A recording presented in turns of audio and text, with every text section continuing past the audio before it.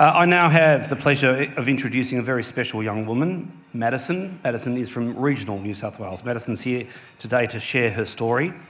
I also want to welcome her family, Mum Nicole, Dad Jason, Brother Harley, and her friends who are here to support Madison. Please make Madison very welcome. Oh, and one thing, knives and forks down, hey? Let's just all agree that we're going to keep our knives and forks down. Madison.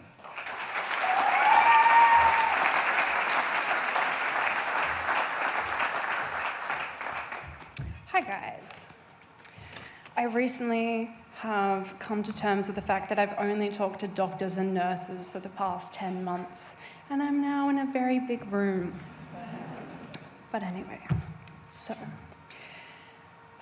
last year, I was entering my second year of my dream degree, a double bachelor's of psychological science and design at ANU in Canberra.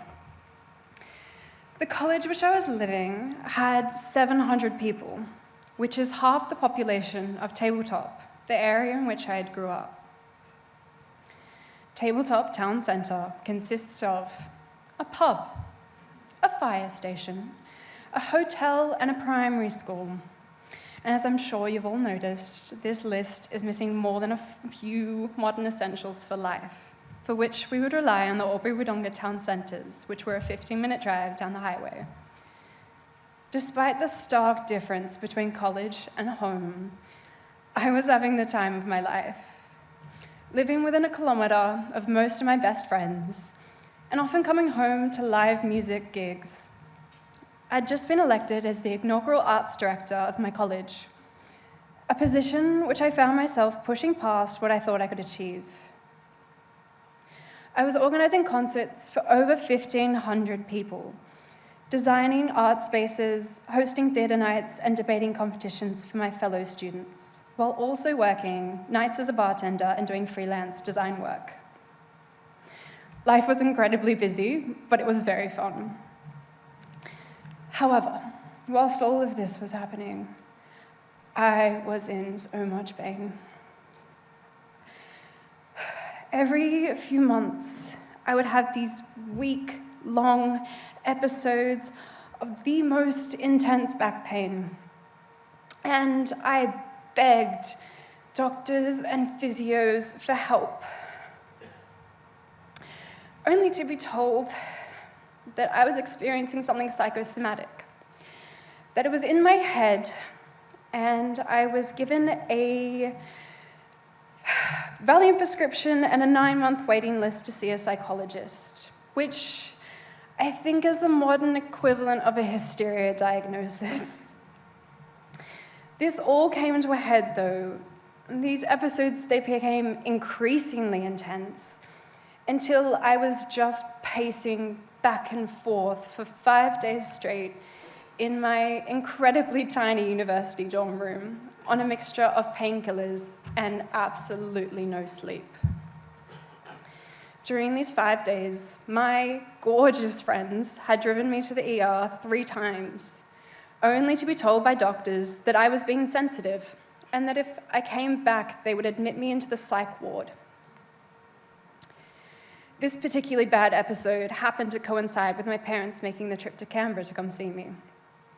I reluctantly agreed to let them take me home for the weekend, and when there, we booked an appointment with our beloved family GP, Adrian Kay, who, after a very simple blood test, could see that there was something dramatically wrong.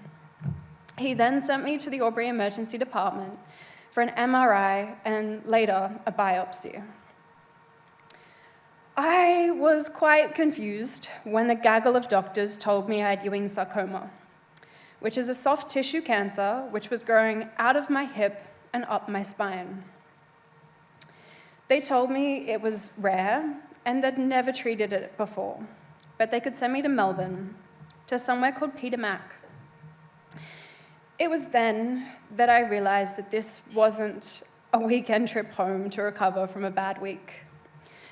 Recovery was going to be a very long way down the line, and it was then that I realized that I was not going home to my community in Canberra again. While we hadn't even actually started discussing what my survival statistics were, I was pretty confident I'd just lost my life. Not the heart-pumping, blood-flowing kind of life, but my community, my goals and my ambitions. The path that I was following had shattered beneath my feet in one very, very short conversation. And I actually can't tell you anything after that. I went into shock. There was only two things I can actually remember, and that is crying in the shower and a call that I got from Alex, who is now my social worker, telling me about how the Sony Foundation had offered their support and would help me throughout my treatment by providing me and my family with free apartment accommodation in Melbourne. It confused me why a headphone company was paying for my accommodation. But I was incredibly grateful. I can't tell you how many other things were on my mind. I had a whole life in Canberra I needed to pack up, HECS fees, rental agreements to deal with, and I needed to explain to my friends, my professors, and the poor souls that were in my group project where on earth I'd disappeared to. I was also absolutely consumed with the thoughts on what my next 12 months was going to look like, and questioning what it was going to take to fight for my life. After 10 long months of radio and chemotherapy, I am coming out of this better than when I came in. And that is in no small part due to the Sony Foundation. Their support of the accommodation at Quest is so much more than a place to stay. It's a place to escape after long days of chemo. It was a place to have my friends down from Canberra when they visited. The team at Peter Mac have not only been amazing in assisting me in understanding how the Victorian health system works, but they've also provided a new community. It, of course, bears many differences to the college community I came from. Frankly, things are a lot cleaner. But the Sony Foundation, the UCAN Centre at Peter Mac, has also provided refuge, support and activities like cooking classes and a trip to the Australian Open. They've helped me pivot my life around and have ensured that my diagnosis is not the end of my story.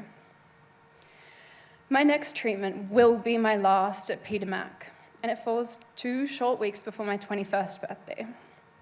For the rest of the year,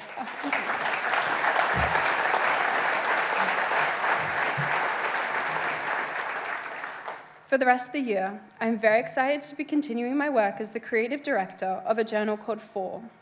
4, F-O-R-E, is connecting with experts in the community and providing them with the resources and a platform to get their solutions to some of Australia's biggest issues onto the floor of Parliament.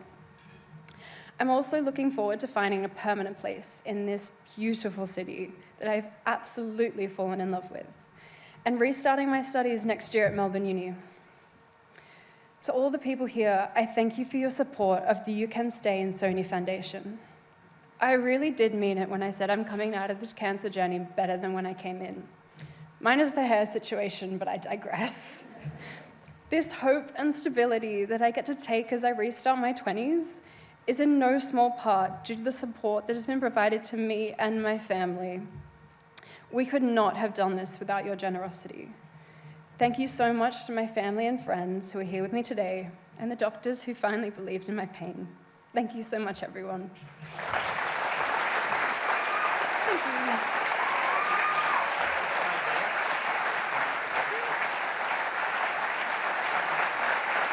you. Okay, I think we should all stand up. Absolutely. And Madison,